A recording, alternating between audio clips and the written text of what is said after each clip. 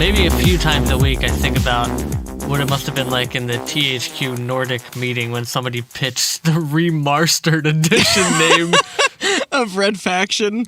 Red Faction Gorilla. I assume it went something like the meeting where they pitched the Darksiders 2 Definitive Edition.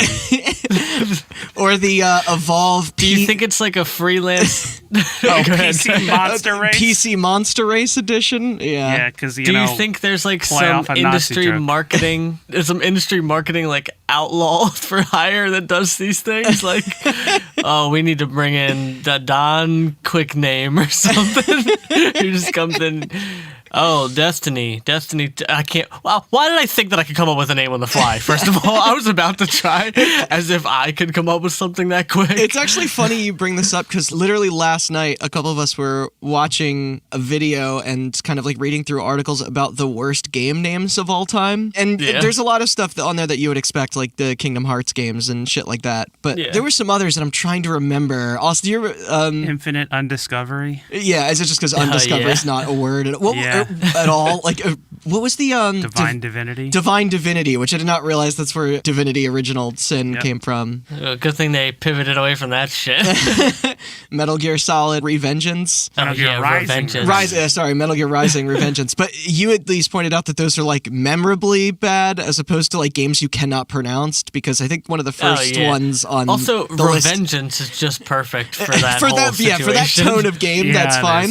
But one of the ones on there that we saw was VV. I think it's 6 Vs. It's 6 Vs. It's 6 Vs.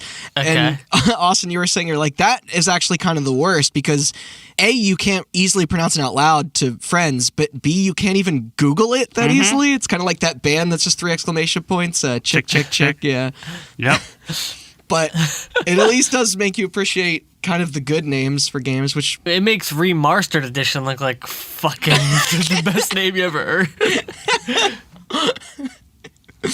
Oh, man. Everyone pitch a game name right now. I tried to make a bit, and I was like, this is going to be harder than I think. I'm just stopping myself ahead of time. I was just scrolling through Steam, uninstalling every game because nothing makes me happy anymore, and I came across that Remastered Edition. I was like, I'll leave this on here. Just because the name made you giggle? Because that is a really good game. Oh, no, I think I'm like 5 hours in. I bought it like months and months ago, and I just like periodically play it for 20 minutes here and there. Yeah, it's fun to destroy stuff. I have one. Hyper Dimension Neptunia. All right. No, wait, that's already a game. Sorry. Let me do another one. Senran Kagura. What did you Google? Nothing. Randy can attest. I don't have my phone on. I just know a lot of Artinelico Koga. That was the one I couldn't remember from... Was that a Japanese game? Mm-hmm. Okay, good. I'm glad it was. Sorry, the full title is Artinelico Koga, the Knell of RCL. Man, that's loaded. Well, he's speaking fucking Klingon. What is it, friend of the podcast and your roommate Matt? We were talking about the redundancy of a lot of Star Wars games. We were having a conversation about the Dark Forces games, and those are very hard to follow, and kind of like the same way the Predator movies are. Star Wars Dark Forces 4, Jedi Knight 2, Jedi Academy. No, Jedi Outcast was 2. Outcast. Jedi 3 was Jedi Academy. Yeah. And even their other series, the Rogue Squadron one, is like Rogue Squadron 2, Rogue Leader, and it's like you don't need Rogue in there twice. Just call it Rogue Squadron 2. It's fine. But yeah. I guess you see maybe a little less of that now. A lot of game titles now are punchier. Like you want one word stuff. Like maybe Halo was you just like do like Gears. No, not like Gears 5, yeah. God. You just do what Cook Serve Delicious does. That's a great name. It's just exclamation points. It's cook, exclamation point, serve, exclamation point, delicious. Exclamation point. And then every time you do a sequel, you just add more exclamation points. To the point where the like Cook Serve Delicious 3 doesn't fit in the Steam thing because there's so many goddamn exclamation points. It's great. I think I've said it on here before that my favorite game titles are either Resident Evil, even though it's dumb, I just like it and it's fun to say, Hotline Miami, because that's a great name. Slamming title. It's just a good name. But I think the Grand Theft Auto might actually be the best. I mean, Half-Life is really good. Half-Life is really great, but I more mean... As is Halo. Halo is great, but I more mean Grand Theft Auto says what the game is, and it's fun to say. I was going to say Halo does too. And you can abbreviate it. Yeah, but it's like Grand Theft Auto, even a parent would just be like, you probably steal cars in this game, and guess what? You do. There's obviously way more to it than that. That game taught me what that crime was. And now didn't know that before. before now that. you can't probably even, me too. Now you can't even hear Grand Theft Auto used in anything else, any movie or whatever, without immediate like they own that crime now. I'm a huge sucker for one-word names. Yeah. Yeah, like Destiny. Like Halo is just class. What about Destiny? It's just classy. What about Black? Black is great.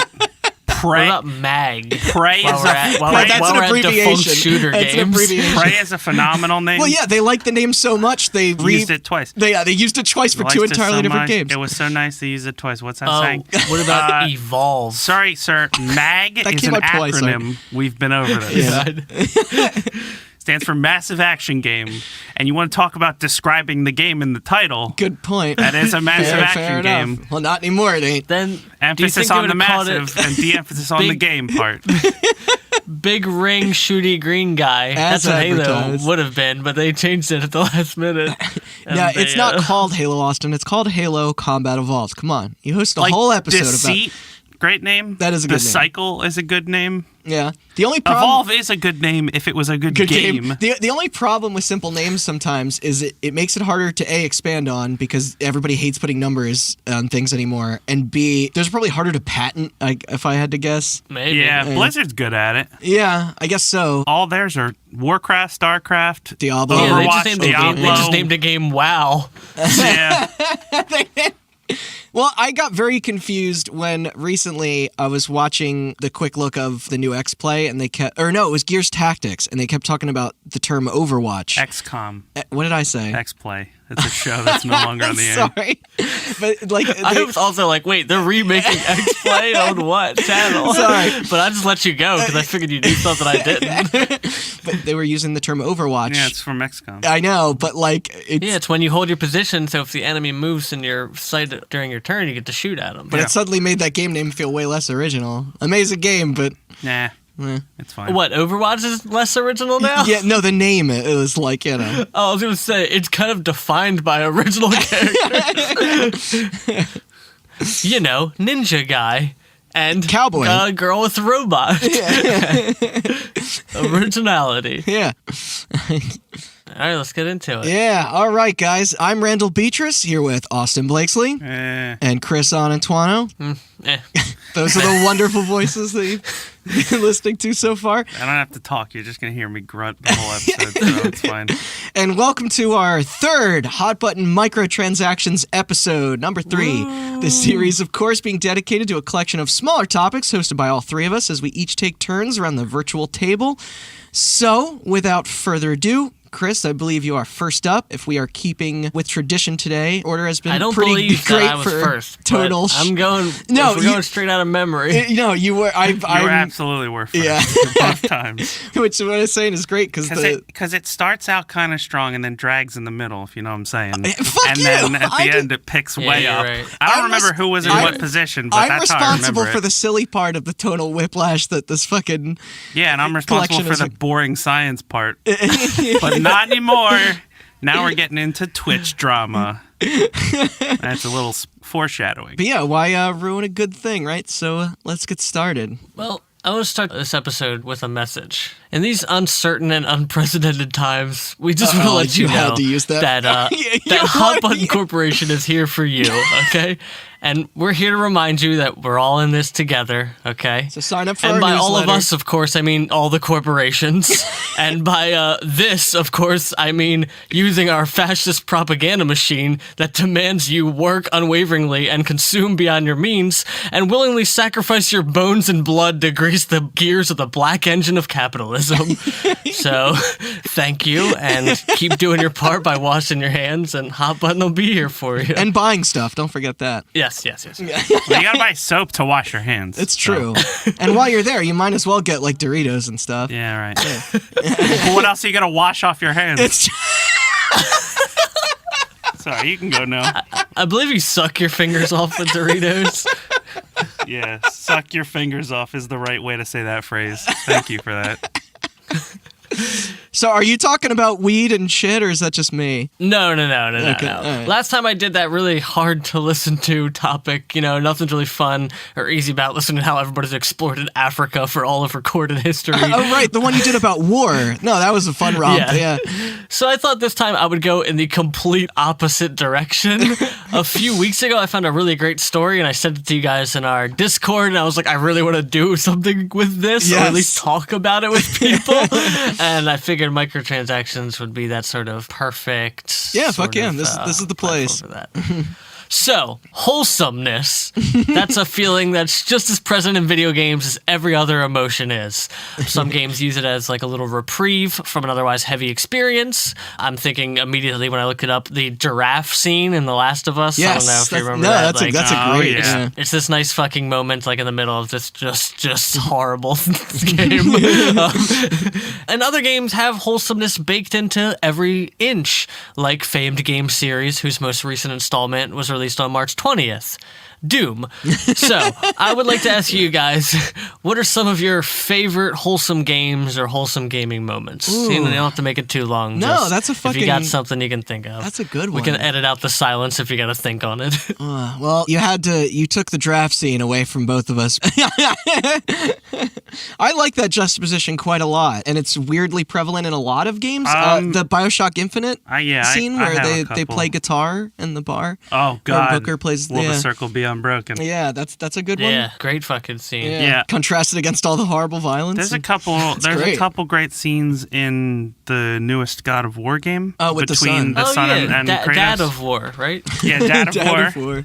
There's a couple dad moments in that are pretty good. That's a good one. And that is a hectic game with a couple wholesome reprieves. Yeah. One of my favorite recent examples, because my brain can't go back too far, is in Red Dead Redemption 2. There's some side stuff towards the back half of the game when you find out. You talking about the house? No. Not that. That's just kind of silly.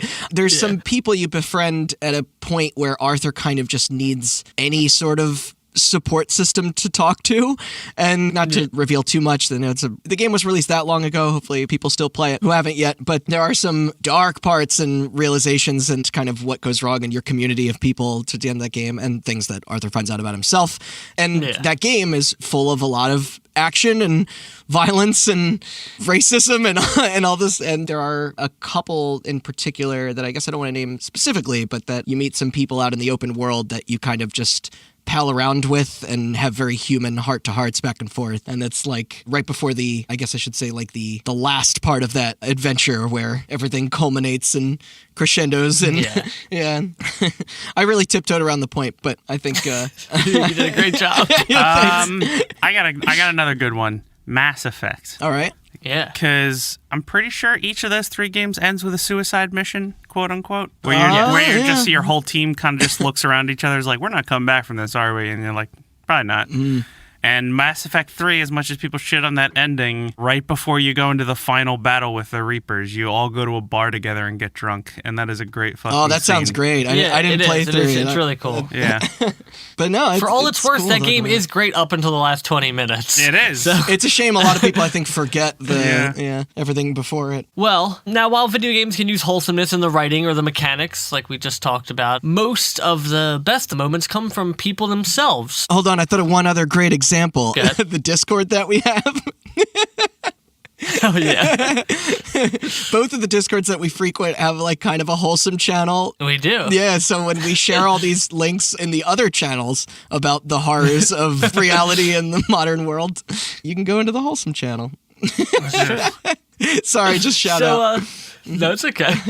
So like I was saying, some of the best moments are when people themselves interact. When games give us opportunities to interact with the world and be nice to one another, it always seems to stand out. And I'm thinking that's probably because we're usually just wild animals with barely any self-awareness. So it's nice when that doesn't happen. We're just bombarded with misery. Yeah. Yeah. Things like previous hot button topic that Austin talked about earlier, folding at home, which is currently being used to help fight against COVID-19, which is pretty fucking cool. Yeah. And they're also doing a bunch of of other things beyond that and have for a long time. Or recently I read that someone tweeted about their turnip prices in Animal Crossing, and Elijah Wood asked us if he could just show up in their island and hang out. Also, so I thought that was pretty cool. There was also Frodo hanging out on your island. The recent story about Alexandria Ocasio-Cortez. I love her. Got Animal Crossing, and she's just been showing up to people's islands and hanging out with them. That's amazing. Yeah. Or this also just happened recently. A German streamer named Hand of Blood streamed the release of Mountain Blade 2 Bannerlord for 24 hours, the whole time wearing a full suit of knight armor, like full metal armor. You should look that up. It's pretty amazing. That rules. I read a story the other day that people are meeting up, and you talked about Red Dead. They're meeting up in really organized ways in Red Dead Redemption 2 online to ride trails on horseback together. Oh, that's and so cool. They're not going like fast or anything. They're literally just trotting along at the slowest speed, just looking at the scenery and like hanging out with each other. Like they're just talking on Discord. Man. Look at this tree. Oh, a bunny, you know? That's great. Now, while that might be a product of the pandemic, it's still nice to see that somber, violent world being used or something like that. Yeah. And meeting up online to hang out with your friends is one of the most wholesome things you can do with games. Absolutely. I've gushed about the community I played with Destiny for years and how much that meant to me and all the memories I have. And obviously you have your own experiences, and I'm sure everyone else has similar feelings. Or how else would I have read an article titled 7 World of Warcraft Weddings You Won't Believe on Mashable. They had enough. They had enough for that whole list and to rank them. That's great. So that'll be as good as any transition to get the story I wanted to tell you today. Elder Scrolls Online. For many people, an engaging and entertaining MMO set in the beautifully realized universe of the Elder Scrolls series. For me, it's a vexatious topic of conversation since our producer and ESO fan Jason would tell me that I should play it every single day until the mention of it became a fucking joke. I was like, I think I know somebody, if my memory serves me right. Yeah. Who's Our pretty story into this begins. Our story begins in Alinor, which is a major city that served as the beginning point for new players. Is that near Cyrodiil or? Yeah. I made fun of myself now. That means none of you could do it anymore. That does not mean that at all. No, that does not. No, absolutely not. Damn it! All right, I'll just shut up then. So this city is a major point for players new and old for the Somerset Isles DLC, which is one of the game's expansions, and that was recently released when this story took place. All right. So on a bridge that lies between a fast travel shrine and the major crafting areas, there lies a character, and it's not an NPC character, it's a real-life person character, okay? And this real-life person character is an Argonian, which is one of Elder Scrolls' main species. They're like humanoid lizard folks if you've never played any of the games. So in Elder Scrolls lore, Argonians often have peculiar names that are kind of related to like specific tasks they've completed, I guess, or things about them in general. For example, these are a few I looked up from the series. Hauls rope faster, that's one. Scouts many marshes. Swims at night. Wanders in tatters. Kind of a Native American kind of theme going on. Watcher from afar. I don't know if I like that one. That's just Sting. Or this. You mean Sting the musician? Yeah. Okay. No, Sting the wrestler. All right. Yeah. Or this, my favorite one, weaves one basket, which is just, I don't know how you peaked early with that, yeah. Yeah, but you get the point. So the name of this particular Argonian character, located on this particular bridge, is Sleeps on Bridges. Okay. All right. So here's what this player does. For several hours a night, almost every day in the week, you can find Sleeps on Bridges living up to his namesake, using the sleep emote to sleep on this bridge in Alinor. So we're talking about a real-life person dedicating real-world time to just this A-class roleplay bit. And throughout the night, players walk by in droves because it is a high-traffic area, and they all react in like a multitude of ways to him. Like, some just come up and laugh because ESO has proximity chat. A lot of others do like emotes. Some will lay down and sleep next to him. I support this all wholeheartedly right now. Yeah. One of my favorite has to be that people play music from an instrument, which has led to this thing called Loot Flute Wars. So I've seen a video of this. Dozens of players will stand up on like the railing edges of the bridges opposite of each other with flutes on one side and lutes on the other, and then they'll like battle, which I can only assume sounds like just pure fucking hell. And one time witnessed by a player, quote, somebody was using the /yell command to serenade the entire region of Alinor with an all-caps rendition of Smash Mouth's All-Star. So I read about this story on PC Gamer. Shrek would be proud. Oh, yeah, absolutely. I read it on PC Gamer, and the writer of the story said he heard about Sleeps on Bridges through some Reddit post and then some popularity, and then he proceeded to track him down. So the guy was apparently shy and just a regular old gamer, and he started the character as a weekend experiment just to get a few laughs and kind of salute the lore to the Elder Scrolls. Like, hey, here's my cool roleplay character. Yeah, right But on. after an overwhelming reaction that first weekend, he ended up maining the character after that. And a whole guild even sprung up around him without him even doing anything, called the Bridge Sleeping Tribe, which at the time of this article had over 150 members. I want to be a part of that tribe. Apparently Sleeps on Bridges like didn't want anything to do with it. Like he was like, I want to be in the guild, but I don't want to be in control. I'm just sleeping on bridges, man. But he eventually became the guild leader. He just wants to sleep on those bridges. He eventually became the guild leader, but he refuses to give it any direction whatsoever. Like, he gives nothing. Quote, my favorite quality of our bridge sleeping culture is how it is a 100% organic hobby that players choose to do without my request or direct influence. Just beautiful. So spending several hours a night to log on to an MMO and just sleep on a bridge because you've essentially become a staple NPC character in this world, it's just one of my favorite things ever. And it's a dedication to this great bit, and it's really charming, and I think wholesome incarnate. Describe it well. Just another example of how games aren't a place to hear about how your mom's getting boned down on, but they can be a platform for you to interact with and improve each other's lives, even if it's just laying on a fucking bridge. All right, so I'll leave us off with a quote from the person who created Mr. Sleeps on Bridges himself. Quote, this might sound cheesy, but the best gift I've gotten is other players' appreciation for this character. It gives me a really unique feeling of mutual acknowledgement. I've been in love with Elder Scrolls ever since I played Morrowind in 2003, and the amount of love that people show Sleeps made me feel like he's my genuine tribute to the Elder Scrolls and its amazing fan base. That's adorable. So, that's my story. I think it's fucking amazing. I love this person. It's so stupid, but it's just like this perfect little thing. No, I give that story a big fat aw. Yeah, exactly. And just bless the bit. Just bless this person for committing to this bit. That's good. And don't worry, I'll outweigh all the wholesomeness later. You're going to counteract that, I'm going to counteract the wholesomeness. My story is not wholesome, but we'll be laughing. That's all right.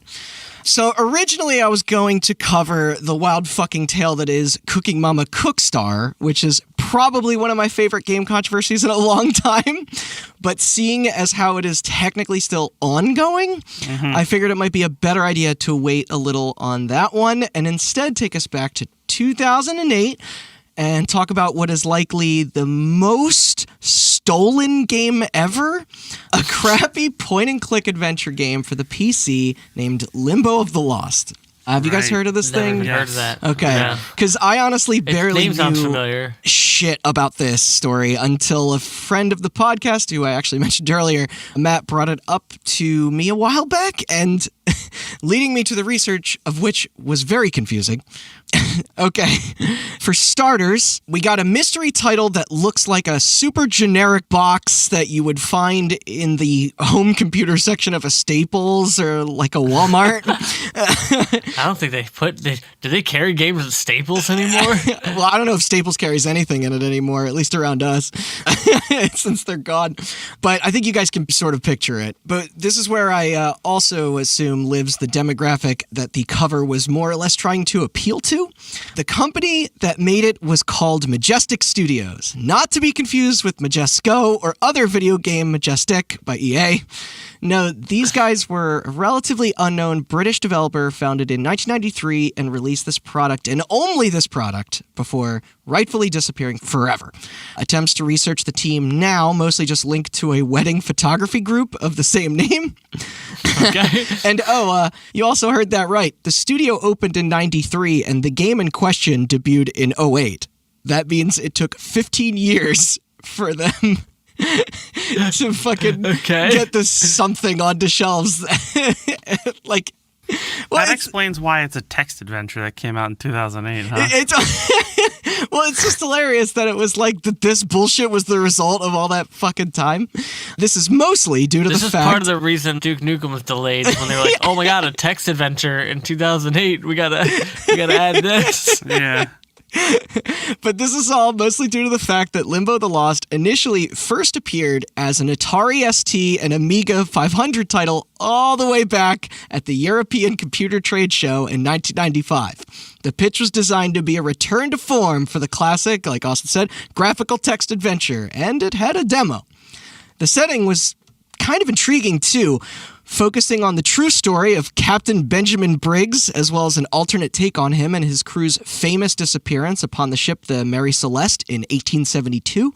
However, due to the obviously dwindling market on the hosted platforms, and not to mention the genre and all that stuff, but it wasn't exactly finished either. The project had major difficulty finding a publisher. That's when Rasputin Software, owned by Grand Slam Entertainment, picked up the task before later changing their mind and pulling out once it was ready for release. Like, by this point, those consoles were super dead, so it was shelved. And that's the end of her story. Or at least it was, until suddenly in 2003, the game quietly reappeared after development was restarted. Except now efforts were shifted to Windows instead. Smart move. And same team as before. Primarily it was Steve Bovis, Tim Croucher, or is it Croucher? I want to say Croucher. I have no idea. And Lawrence Francis. They also supposedly had issues prior when trying to grow the staff. So this entire thing was basically like built from the ground up again in 3D. They even found not just one publisher this time, but two. G2 Games was handling the launch in Europe in 2007, while Tri-Synergy was in charge of wider distribution in North America 6 months later. Not exactly How do people put out games? This sounds like if we were like, let's make a game, and all of a sudden we're getting published. I mean, I guess this is pre-recession, but still. Not exactly the most well-known of help here with these publishers, but hey, they got it out. Tri-Synergy sounds like a fake company in a sitcom. It does. I was going to say, it sounds like a front for like a villain who has an volcano island or something. Yeah. So funny thing is, physical versions were said to be very rare to find, casting doubt about the legitimacy of its production, though that's what online distribution's for. A teaser trailer was put out promoting its release, but then it was quickly edited after, quote, failing to meet ESRB regulations. There didn't seem to be anything troubling with the actual content. If anything, it read more like it could have been a potential problem with payment. When those looking for answers began to search into the devs themselves, the only helpful page out there was Majestic's GeoCities site, now, of course, defunct. Hell yeah, dude. You remember GeoCities and Angel Fire? Yeah. The early internet was dope, dude. The group was active on there, regularly posting behind-the-scenes, quote-unquote, videos of the team working, albeit with some of the featured concept art sporting character names that I am not comfortable repeating. Regardless, the game looked real enough, I guess, despite codes only being purchasable through their website and Amazon rather than services such as Steam or GOG. Wait, was GOG around then? Maybe not. In 2008? Yeah. Yeah. Okay, I think it launched in 08. It might have launched. I think it was the same year, but I don't know exactly when. You can look that up. I'm not sure. Anyway, June 2nd, Limbo the Lost is on the shelves. Kind of, if you can find it. I couldn't for the life of me locate a price point or if review copies were ever sent out to outlets either. But enough about all that boring stuff. Let's get into the shit. So 9 days later on the 11th, the site Game Plasma uploaded an article, along with screenshots, drawing attention to the questionable in-game location that a user came across while playing. It showcased a room, specifically a bar, that appeared to be 100% identical to one found in The Elder Scrolls IV Oblivion. Okay. After this discovery, a thread was then started on NeoGAF where other people started to show interest in diving deeper into Limbo, just in case there were more violations against their favorite fantasy RPG. And boy, did their digging pull up some shit. Like, honestly, it's amazing. What began as a simple search for more stolen areas from Oblivion bizarrely ended with posters finding tons of assets taken from a laundry list of media. There was the Keeper Library from Thief 3, decorated with skulls from Diablo 2. Spoken dialogue from Rune, which was confirmed by a rep of theirs. Entire scenes were fucking ripped from Painkiller, Return to Castle Wolfenstein, and Silent Hill 4: The Room. Objects were spotted, wait for it, from Crysis, BioShock, Unreal Tournament 2003 and 4, Baldur's Gate, Sea Dogs, World of Warcraft, Enclave, Morrowind, the other two Thief games, Vampire the Masquerade Bloodlines, Hexen, The Lord of the Rings Battle for Middle-earth, and a CryEngine 2 tech demo. It was even revealed that the game's cursor was the same one in black and white too. It was insane. Where did they get all this? They just ripped assets.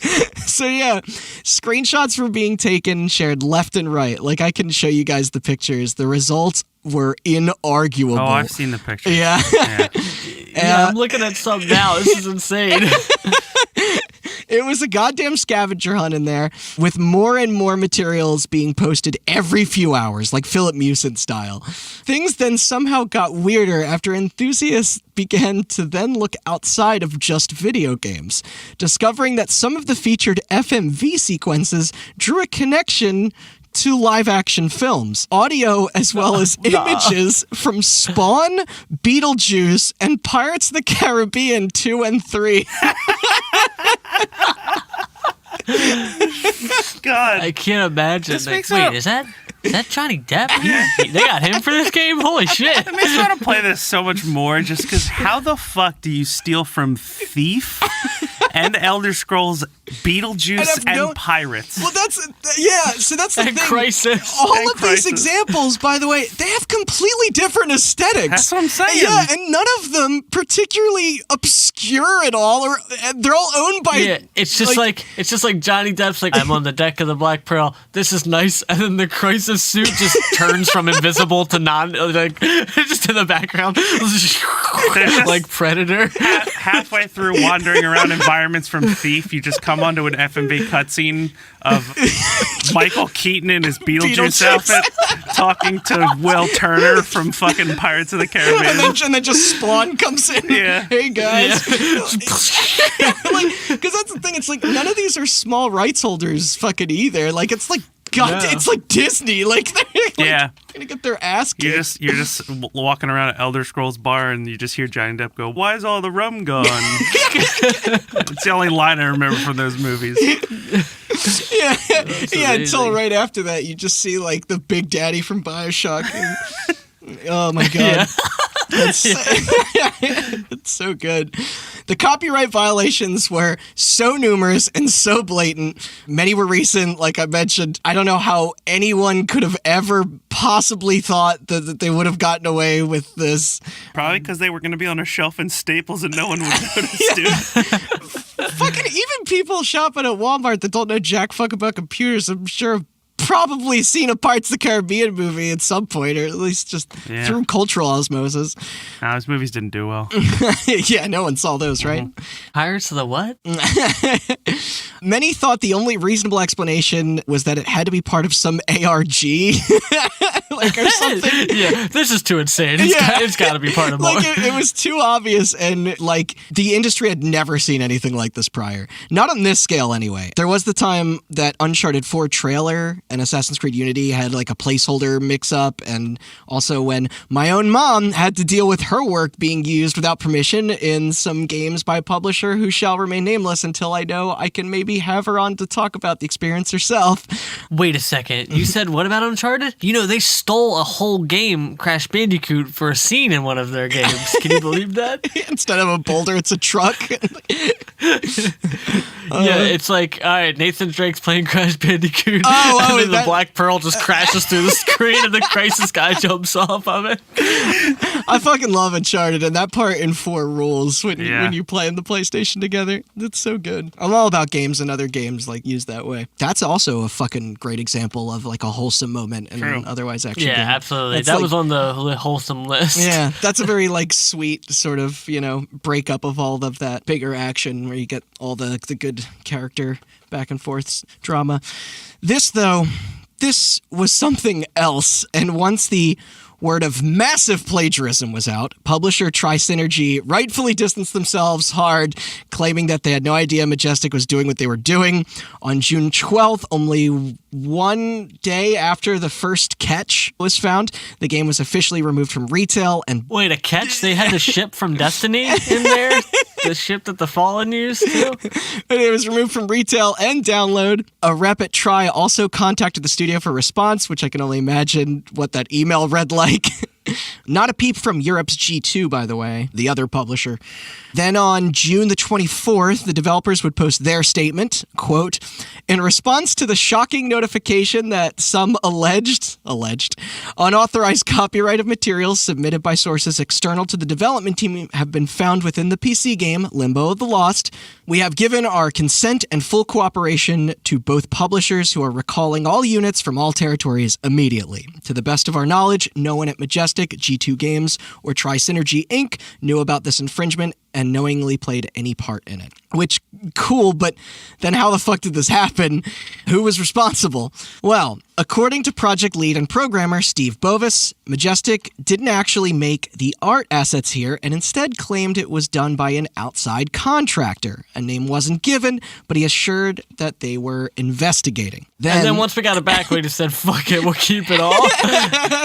Then the other 2 founding members of the studio, Francis and Croucher, gave their reasons. First was that they themselves had nothing to do with the graphics. And second was that it of course not. Wasn't a result of outsourced work and that it was indeed done internally. Of course. They also revealed that because of this, they were both resigning from the company.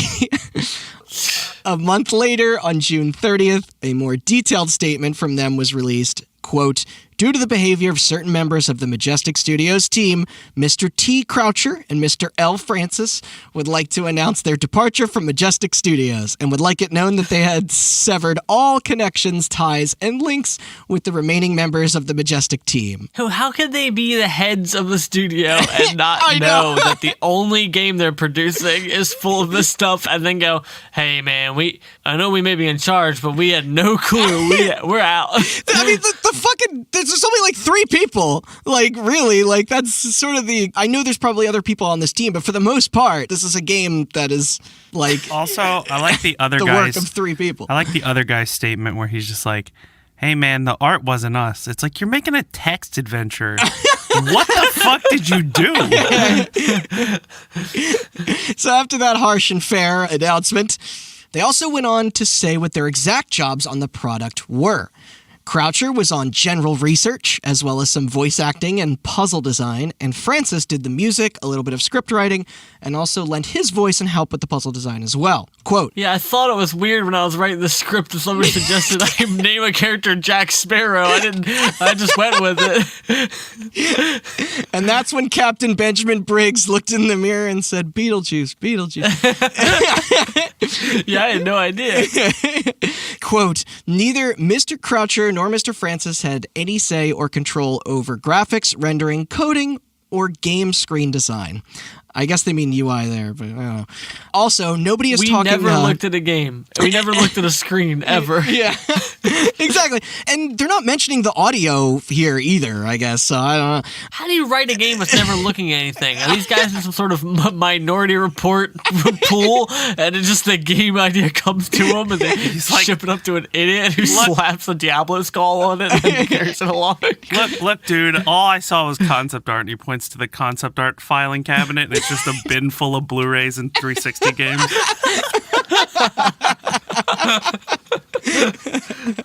To finish this quote, as far as both Mr. Croucher and Mr. Francis were aware, they really don't have to introduce themselves like that every time. The Mr. thing. You know. All they're submitted, businessmen, dude. All submitted material. Yeah, they're distinguished. All submitted material was to be original. Both Mr. Croucher and Mr. Francis adhered to this contractual clause. So who was it? Well, shortly after this, a post was discovered on the Wintermute engine forums dated back in December of 2004. That was the engine the game itself was built in. But in it, there was a gallery of screenshots with the captions openly taking credit for creating a couple backgrounds in 3D Studio. Except they were from Return to Castle Wolfenstein, one of the 500 things I listed earlier that shit was grabbed from. I assume he edited out all the swastikas, I don't know.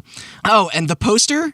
Steve Bovis, Limbo of the Lost director and finger pointer who spouted that contractors were behind all the thievery. Now, while this technically isn't definitive proof against him, it does lend quite the credence that he himself was truly responsible for the endless well of deliberately stolen copyrighted works.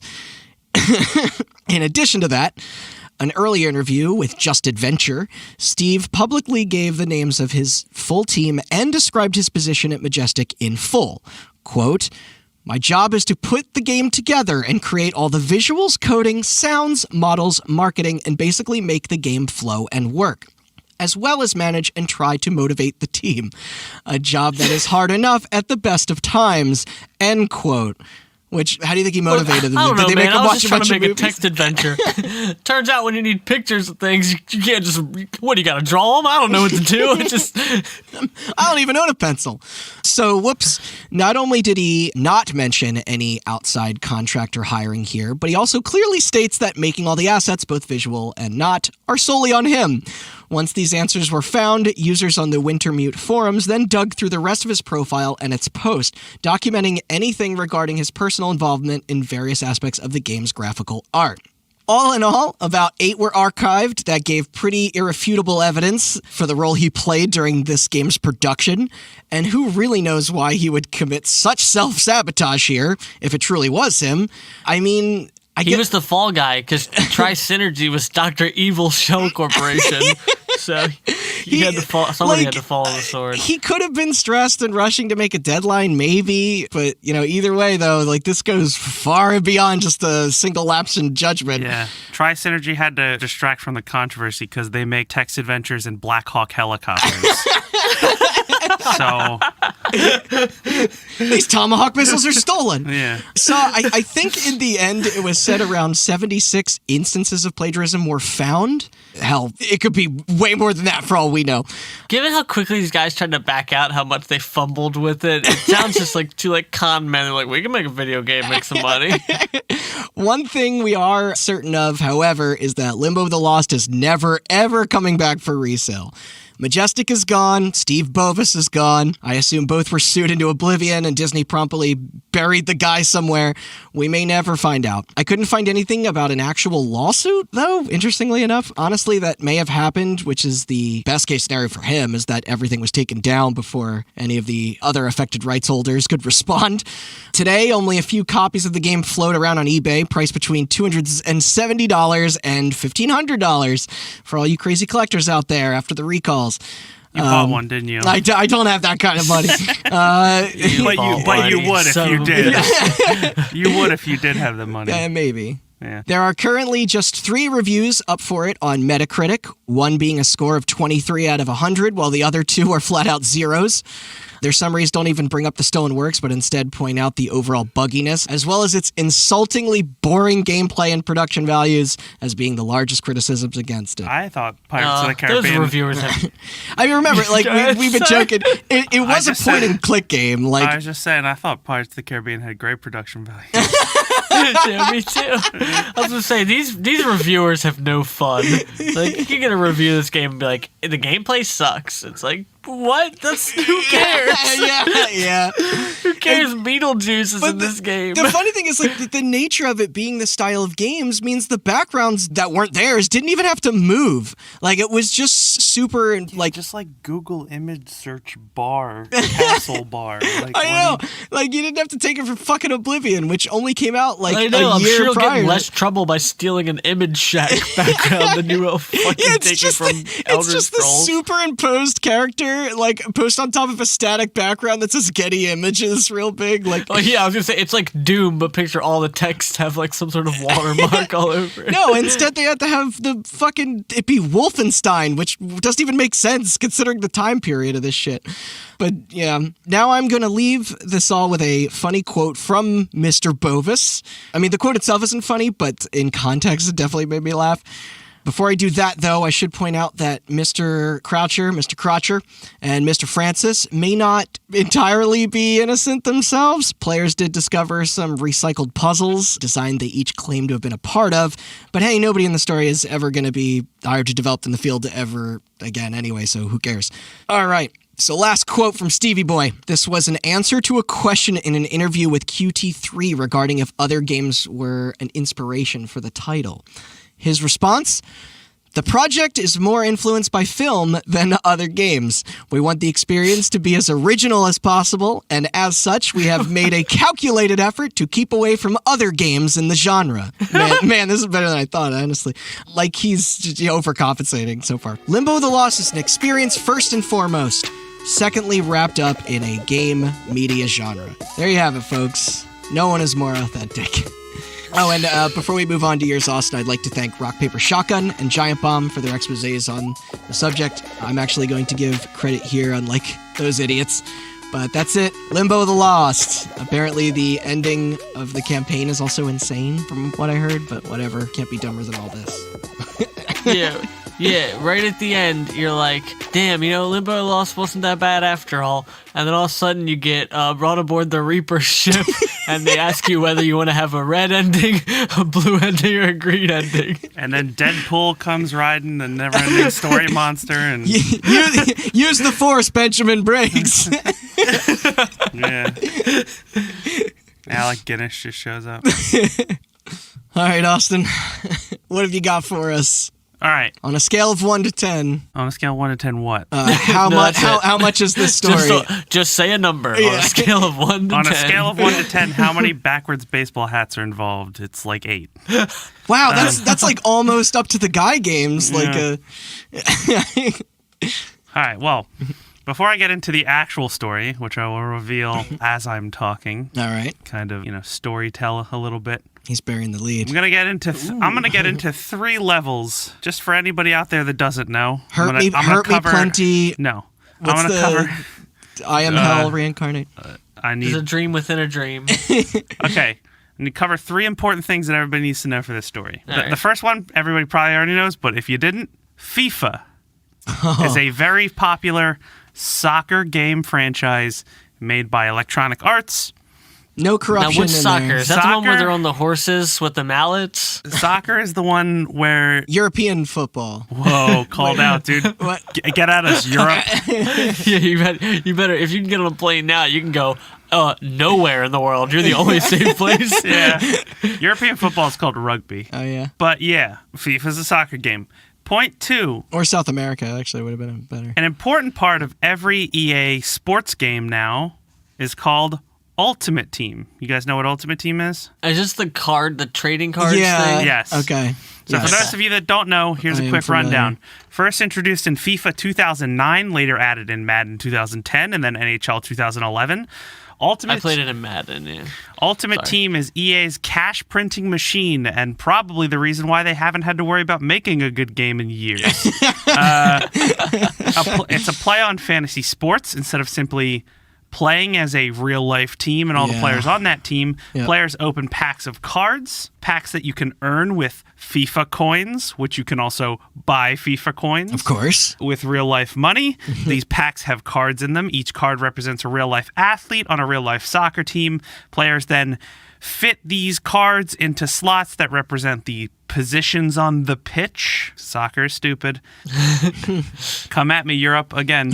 Damn. You can construct a team out of these cards. You fit them into the slots for whatever position they play. Goalie, linebackers, football. I don't know anything about soccer. But name one more soccer position. Forward. Hey, that's basketball. That's hockey, but it's also soccer, I think. There you go.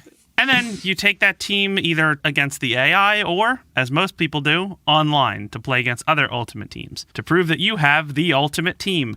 And obviously, as any card game microtransactions bullshit goes, you don't get your fucking... God, I can't even name a soccer player.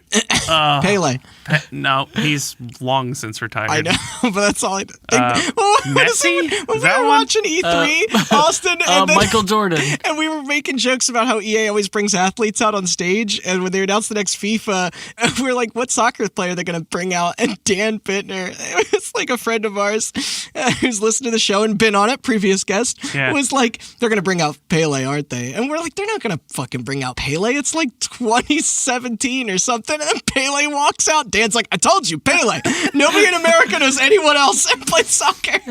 Just fucking Expos in Los Angeles. Anyway. Yeah, I was going to say, we're showing about how much we know about sports right now.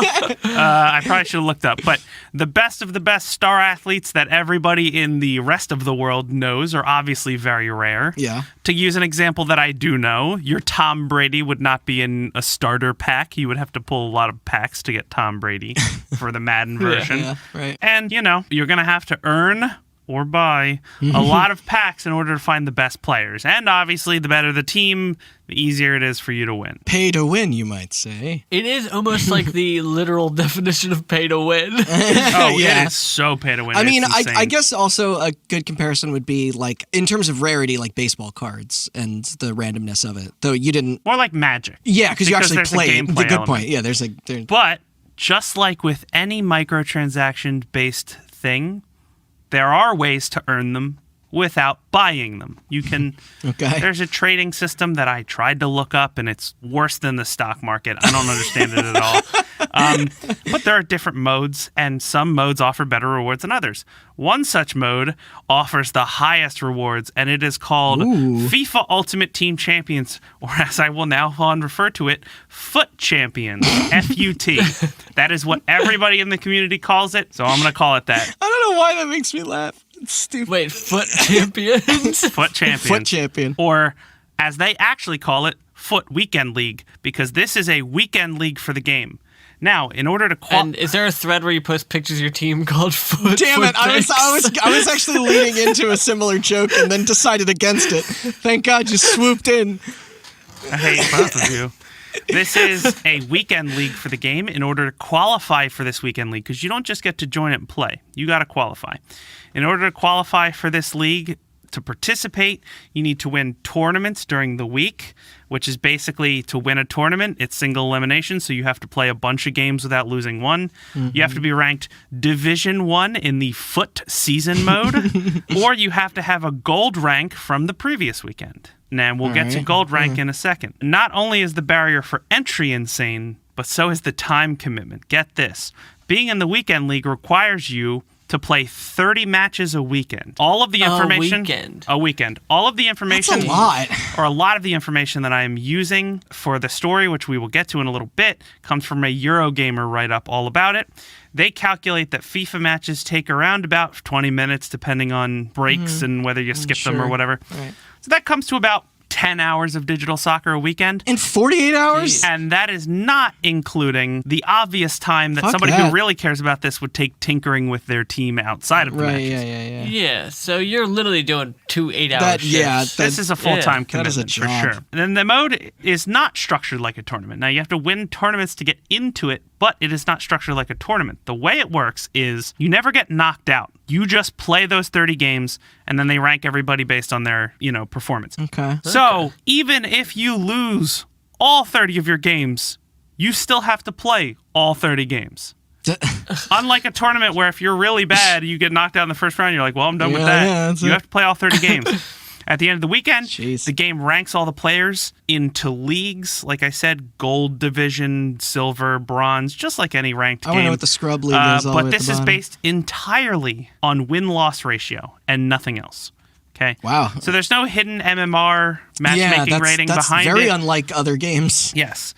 And the rewards are doled out accordingly. So if you're the top player of that weekend, you obviously get a whole bunch of shit.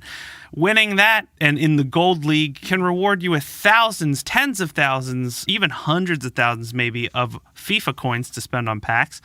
Some packs themselves, some packs guaranteeing all rare players, some so-called mega packs, which I don't know what that is. Tried to look it up. I assume it's just a shitload of cards. Yeah. I don't know. And even exclusive versions of cards that are only available to winners of this mode. Cool. Now, this sounds like the very elite would be there, right? Yeah. This is a very popular mode within this community. It is pretty much, if you are into FIFA, that's what you're into. That's why you're into FIFA, this mode. EA's estimates for FIFA, this is from FIFA 2017, so I'm sure it's only gotten bigger, but 6 million people competing weekly to qualify.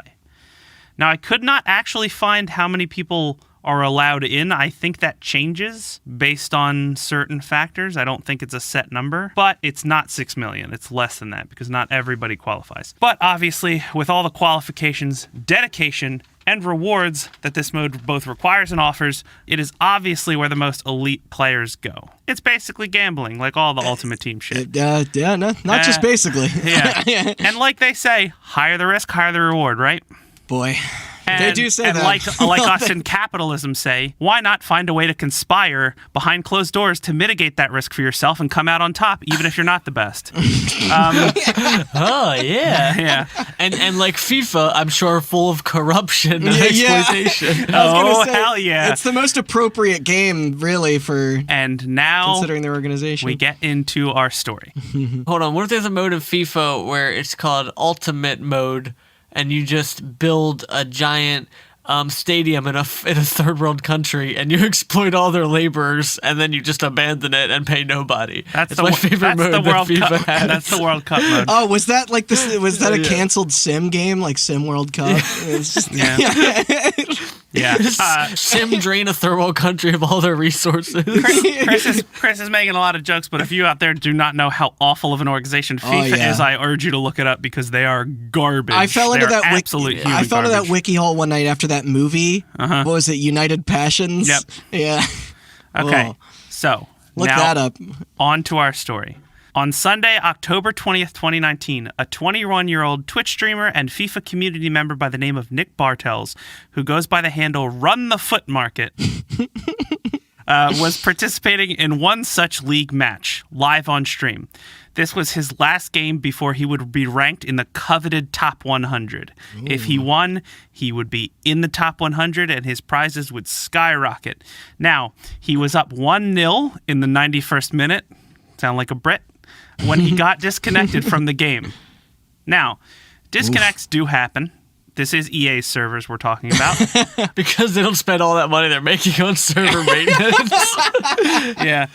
But for more on EA outages, listen to our SimCity episode. Felt it was kind of fishy. You see, Bartels tweeted later that night and said, this was his first disconnect in over 3 years. And he thought it was a little weird that it happened right before a game ended. Right before he reached the top 100. Oh, man, this is to get juicy. I love it. And then he would shock the FIFA community. You see, after this, he did a little bit of digging. Mm-hmm. He apparently went and talked to the guy he played against, who did not conspire against him. It was a Costa Rican FIFA pro. Okay. He apparently says that the guy was very nice, and it was just a random disconnect. Oh, that's good. However, his digging did unearth some shit. You see, he, being a big member of the FIFA community, is friends with a lot of pros in the FIFA community. Is this when Beetlejuice and Jack Sparrow get involved? No. Worse people. He posted some screenshots onto his Twitter, some screenshots of a Discord server. And one day later, on October 21st, would upload a YouTube video to his channel. This 29-minute YouTube video, simply titled, "This is Unacceptable," he explains the context of the screenshots he posted. You see, he says this Discord is a dodging Discord, and he cites notable members of said Discord, such as Chicago Fire pro Hectic Jukes, FIFA streamer Ryan Zhang 99, and eChampions League winner and New York City FIFA pro NYC_Chris. According to Bartels, this Discord started innocently enough. It started as a way for these North American pro players to meet up and practice against each other. You see, when you're a pro player, you can't really practice online because you get matched up against people. And, you know, if you're a good person, you don't want to steamroll idiots because you're not learning and they're having a bad time. Yeah. There are some people out there that's all they like to do. But that's why most of like pro shooter teams have like big rosters and they train against each other and then, you know, pick teammates to go up to like the top. That makes complete sense. But the more pros they added, the more the Discord changed, and what it morphed into was much worse than that. Ugh. Now, for those of you that don't know, because I learned this term, what a dodging Discord is, or I guess what dodging is. You see, I have a guess, but I assume you're going to explain anyway. Yes. Yeah. You see, matchmaking, for those of you that don't know, is meant to match you with players of the same skill level. Thank you, Halo 2. A lot of games have a hidden rating that every player is assigned called an MMR, or matchmaking rating.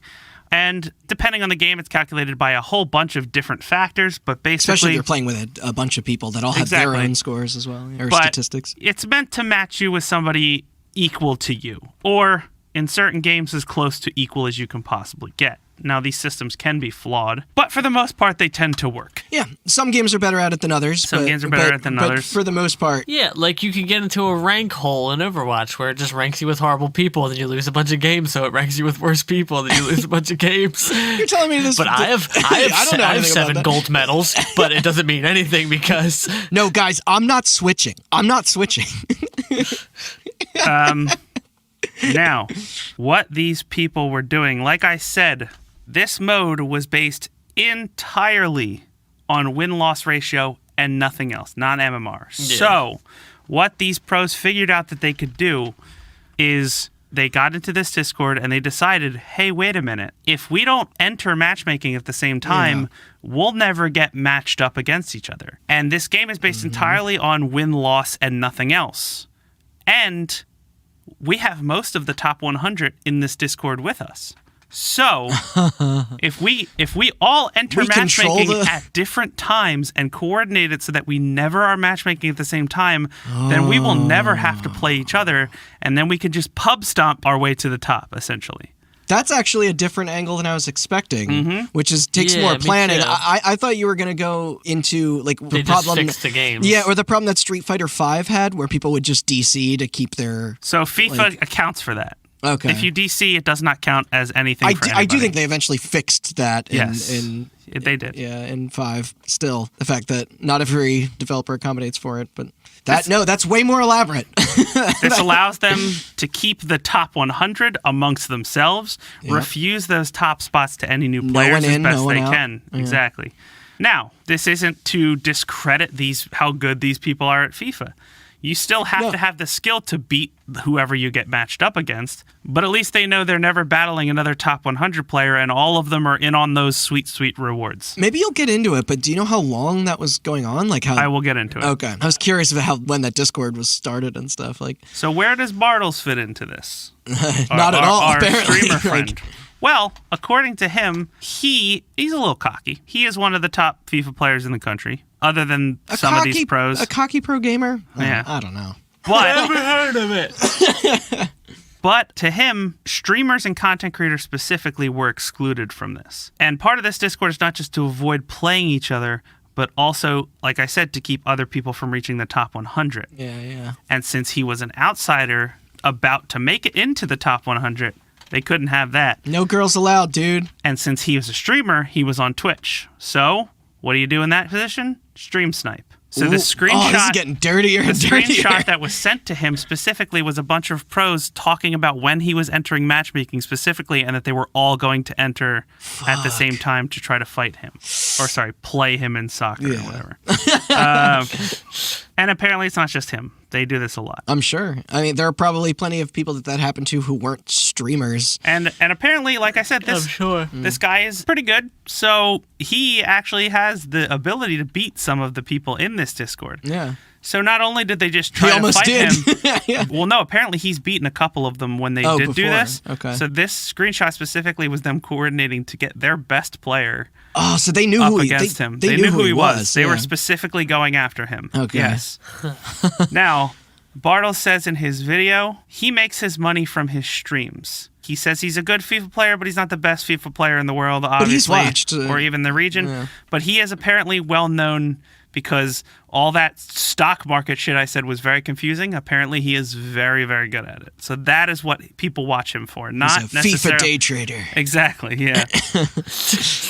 And what a world. And he says that for him and a lot of other content creators and a lot of the people in this Discord, the FIFA Ultimate Team rewards are really not the prize because they're already in the top 100, which means they have to have good teams. The real prize here is the win itself. You see, it's all well and good that you get a bunch of mega packs and hundreds of thousands of FIFA coins, but what's better is that you're able to post on YouTube a video of you opening said mega packs and buying more mega packs with your FIFA coins. Yeah. A win means new followers. With new followers comes more views. And more views means more money. More money. But the world keeps on spinning. Bartles then goes on to say that this is not a FIFA 20 problem. This is a FIFA problem. This has apparently been happening to him for 6 months, at least. That's a while. He's good at the game, but again, a little bit cocky. He's good at the game, but he doesn't actually need the win. And to him, the situation is more frustrating than anything. The higher he gets on the ladder, the more recognizable the names become. When he started this FIFA Ultimate streaming stuff, he said he started out playing no pro players at all. And then he noticed that he was playing some recognizable names, maybe 1 or 2 a weekend, and thought, hey, I must be getting good. Then that number jumped from 1 to 2 to 5, then to 10. In a weekend where you have to play 30 matches and 10 of them are pros conspiring against you, I imagine even if you're good at the game, that's a little frustrating. Yeah. I mean, and it sounds like he's putting the time in. Yes. Yeah. Not only is this obviously frustrating, he is pissed. He says he probably will stop playing FIFA Ultimate Team mode, mostly because it's not really fun anymore, which sucks. Yeah, I can't say I blame him, yeah. But also, he says he's making this video because this is in violation of EA's terms of service, which at one point in the video he pulls up. I'm curious how much EA knows. Points to a rule against, quote, colluding with other players in playing games, selectively matching up against the same opponents repeatedly. Yup. No disagreement there. Yeah. And he was not alone. You see, there are other FIFA streamers, and there's one specifically by the name of Mike LaBelle. I was going to ask if he was in touch with other people. Yeah. Who Bartle specifically names in the initial video I mentioned. Now, Mike LaBelle's fans and followers were hounding him for his comment on the situation. So on October 24th, 4 days after Bartle's video, Mike LaBelle makes his own video. He reaffirms that he is not in this Discord, and he has been stream sniped. He claims not for 6 months, but for around 3 to 4 years. It's a long time. Like, he's a high threshold for... He also reaffirms what I said earlier and goes more into the detail of how the stats actually work, but says this weekend league is based only on win-loss. Only, and not on MMR. The example he gives, he says, if somehow the stream sniping works so well that I play 30 pros and only pro players from this top 100 from this Discord, and I go 26-4, and somebody else just starting out in the game gets very lucky and gets matched up against people much worse than them or around their own skill level, and they go 27-3, they get more prizes than me.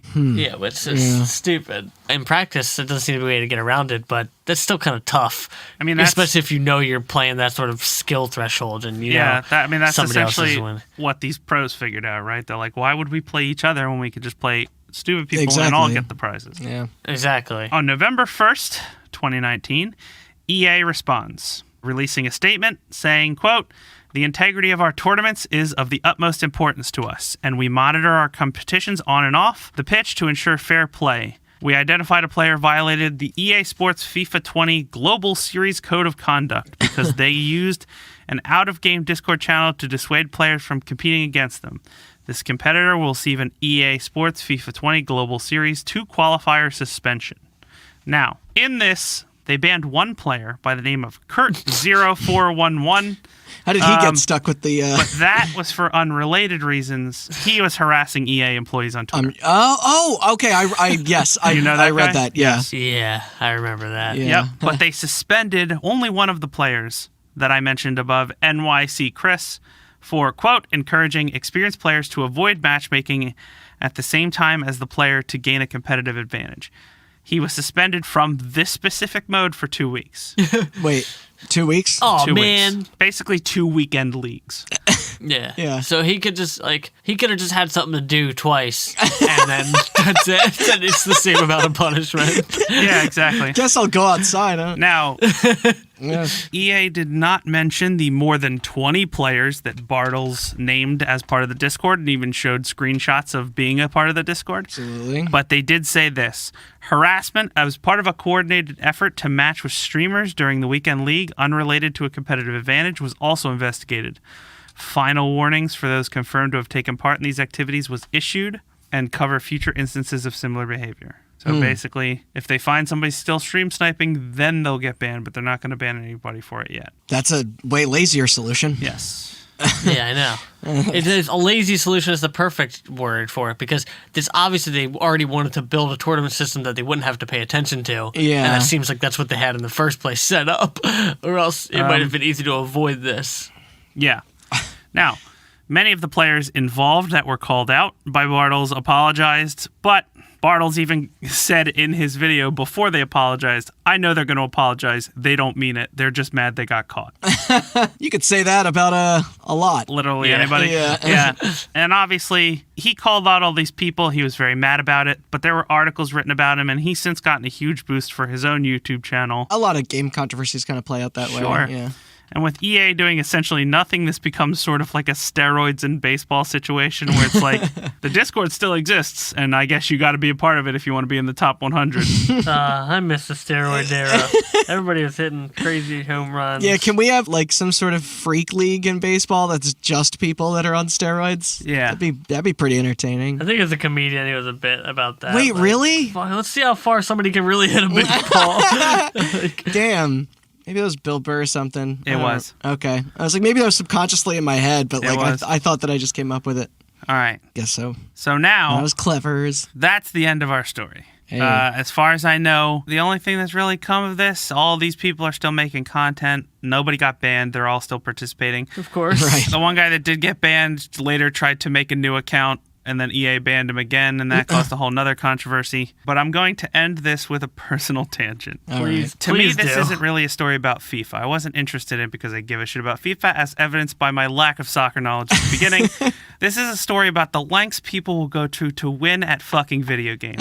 You obviously have your cheaters, your hackers, your aimbotters, stuff like that, but it goes way beyond that. This is another interesting story that I originally considered, but it made me too angry to type out.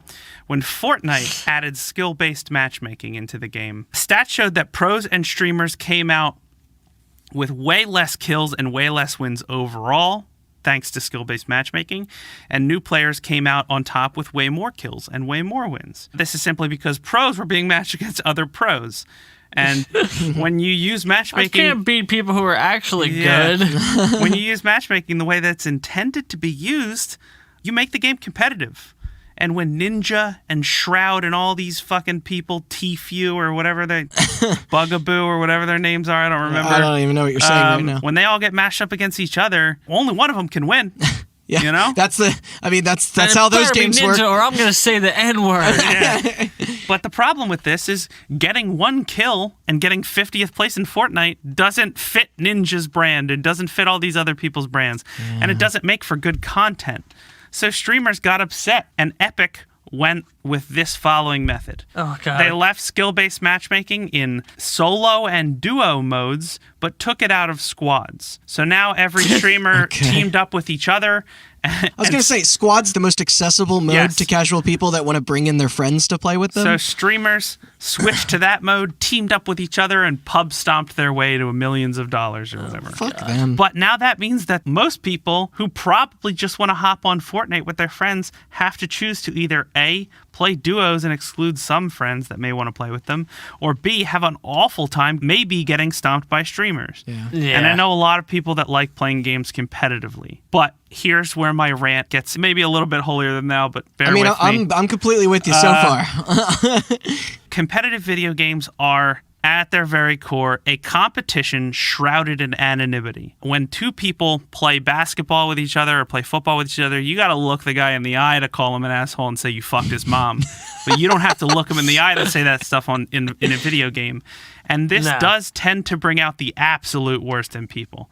Gaming community toxicity is already a problem, and it goes all the way to the highest levels of play. We've seen Overwatch pros get banned for calling people words that I will not repeat on this podcast. Add on top of that the pressure for people like streamers, like Ninja, to do well or risk losing money that they make and rely on. This problem just snowballs out of control. Yeah. Now, we have some friends who like to stream. I don't want to decry any streamers or content creators necessarily. I think that people absolutely should be able to follow people they like, watch them play games. It's personality-based. Or make their content surrounding it. It's entirely personality-based, you're right. You want to hang out with them. But the ease of becoming a streamer, coupled with the demand that they themselves and their audiences put on them to be the best. I mean, obviously the best streamers are all the best at their games. Right. So this pressure put on them by themselves and their communities to be the absolute best in the game and have all their content focused on how good they are at said game is not healthy. It's not healthy for the streamers. No, it's not healthy for the people watching. It's not healthy for the people that they're getting matched up against. I personally, I should say, this is all a rant from me, and I'm sure some people out there agree with me. But you can throw me in there. Yeah, this is not healthy for gaming as a whole, I don't think. No, it's a lot of content creators that have that pressure. That, combined with a lot of other much worse issues that the gaming community has, is how you get your so-called quote-unquote heated gamer moments, where people just yell fucking, again, words I will not repeat on this podcast. And couple that with people like Ninja going on Twitter and telling kids that watch him that if they're not getting angry when they lose, then they're not losing right. Oh, God. And you have an absolute recipe for disaster. Maybe this is just my old age speaking, but as I get off my That's old age. I don't want to be young. Yeah. As I get off my soapbox, let me just say the following. Things like ranked play and the monetization of video game skill is leading us down a very dangerous path that could very well drive new players away from the hobby, or worse, send new players in with the absolute wrong attitude. Well said, man. Yeah. And thus ends my rant and my part of this podcast. He's walking away. We didn't even do the plugs.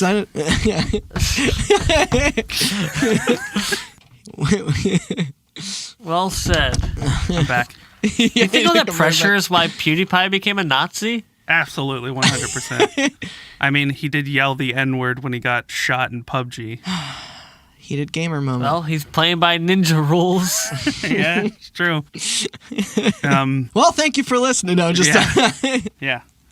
But yeah, no, originally that's a fascinating story. Forgive my rant. Originally, I read this story and I started typing out my script, and I was like, "This is a really interesting story of like people abusing their positions of power." And then, of course, that tangent is very applicable. In the position we're in society, I started getting angry about people abusing positions of power, and then I started getting angry about not being able to play video games with my friends anymore because they're too competitive. And then I wrote that long rant. So choose your dark path.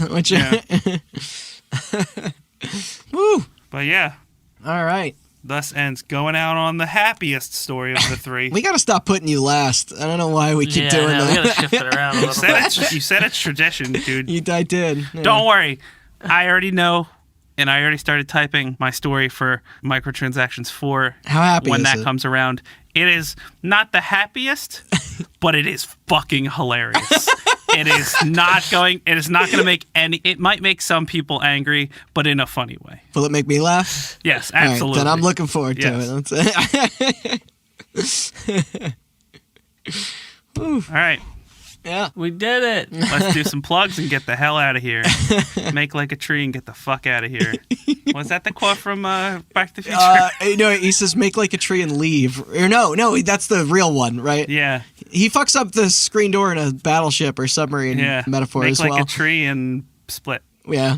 We recently rewatched Back to the Future on our Discord movie nights. Did you guys watch Alien vs. Predator the other night? No, we watched the original Predator. I could have swore I saw Austin's live thumbnail. It looked like it was Alien. That was me streaming Transformers the last night. The fifth Transformers movie. We didn't watch that one. Yeah, we somehow have a friend of ours who has not seen any of the Back to the Future movies, so we rightfully fixed that. Yes. Oh yeah, of course. Fucking great. They are. Although there's some problematic stuff in there that's not aged fully well. It's definitely a downward climb. Yeah. You know what? But yeah. Also, I highly recommend anybody check out Transformers the Last Night. Stop it, dude! Fuck off! You're on. Don't recommend the Last Night. This rant to end on much funnier terms than my story. This rant has to be recorded for posterity. Michael Bay, the fuck is wrong with you? Okay, movie quality aside. That movie, so Michael Bay recorded the whole thing in IMAX 3D. Oh, okay, I know what you're going to get on now, yeah. And if you've ever seen a Blu-ray of an IMAX 3D movie. Like Transformers 2 did this, and so did The Dark Knight. Okay. Basically, movies have aspect ratios, right? And so that's why when you're watching it on a TV, you'll get those black bars at the bottom. Because a cinematic view is not 16:9. It is a lot smaller. Correct, yes. It makes things look more cinematic, so a lot of times movies, when you watch them, will have black bars at the top and the bottom. Oh, so when 3D things, they'll like break into the bars a little bit for depth, or? No, that's not what I'm talking about. All right. When you use an IMAX camera, IMAX cameras are 16:9 because they want to use the most of that giant fucking screen they have. So when you're watching movies like The Dark Knight on Blu-ray or something, the beginning scene where the Joker does the bank heist, the movie starts out with that movie with black bars on the top and bottom, and then it expands to the full screen, and then when it's over, it goes back like this. Okay. And it's a pretty cool effect. Yeah. And Transformers 2 does something similar. Michael Bay must have used like 8 different cameras for this movie. We should specify that this is the 5th Transformers film. This is the 5th Transformers movie. Yeah. It's about Merlin versus the Nazis. So what? Mark Wahlberg will be talking to Dora the Explorer, and it'll be cutting back and forth like over the shoulder shots for like dialogue, right? Yeah. And it'll just be like one shot will have no black bars at all. And then the next shot will have a very small aspect ratio. And then the next shot will have no black bars at all. And then the next shot will be somewhere in the middle. What the fuck? Edited in the same scene? Yes, but not like I said with The Dark Knight where it goes woo and like expands smoothly. It just cuts. And there's just black bars going like this. Oh my God. Up and down the whole time. And That's insane. The reason I was streaming my screen on Discord was because people. I had to show somebody else this because I felt like I was going insane. Now I'm a little upset that I missed it. It is fucking stupid. What does that look like on cable? Like it looks the same because it's on a TV. I would like to point out something funny that people obviously for the whole 90s, television was square. We see that nowadays when we try to watch like old Futuramas or something, or play old video games for sure. But like, what happened? Like, why were they like? Because movie screen theaters existed way before TVs, so why were they like, all right, let's make them square? Like, why wasn't the first TV just a rectangle? I think it had something to do with technology. Probably. Because originally TVs were developed to watch television and you couldn't watch movies at home. Yeah, that is true. There was a huge divide between those two industries. And then when people started watching movies at home and they were like, wait a minute, we can make TVs rectangles so that the movies make more sense. There was a time where they thought that the home viewing experience of a movie would destroy theaters. Absolutely, yeah. Because you did have to crop it. And then especially when you had formats like The Irishman. But especially when you had formats like VHS and stuff coming out. But anyway. No, that's funny. That's good. Yeah. King Arthur's Court led by Mark Wahlberg versus the Nazis led by Megatron. You don't need to tell me. I think I could get everything you're saying by watching it on mute if I really wanted to. Hannibal Lecter is there. How did they get him? What are you talking about? Anthony Hopkins. I feel like I'm in a fucking fever dream. You feel like you're playing Limbo of the Lost right now. Anthony Hopkins is in the movie. And at one point... All right, check us out on hotbutton.com. At one point... / the last all of our links. At one point, Megatron... We're on Spotify, iTunes. They make a deal with Megatron. Leave a review. I think something happened with Austin's brain. Twitter, Instagram, Facebook, at Hot Button They're like, Megatron, we need your help. And he's like, okay, else, but I need spread my the team. word. And then they do like a Suicide Squad style montage for more episodes, including our other 2 microtransactions, please. See, this is how I get you guys to do the plugs. I just start talking about Transformers. God damn it, this was his plan all along. All right, let's do actual plugs and get the fuck out of here, because now I'm mad about 2 things. I can't wait for Jason to mix this. No, we're real sorry, dude. It's just cacophony. I don't know, that's pretty good. We should just go out on that. I think it would be alright if we missed some plugs perfect plugs for a week. Yeah, the fade out would make that even funnier. Thanks to you guys, for all of us, including myself. Yeah. You're welcome. For hosting these episodes. Thanks to you guys, the listeners, for listening. You're welcome. And thanks to future producer Jason for editing this and mixing it and helping out an immense amount. For all of your hot button needs, check out hotbuttoncast.com. All our episodes are on there, and there's links to all our socials and all that shit. And yeah, that's it. Cool. Thanks for listening. Yes. Thank you. Good night.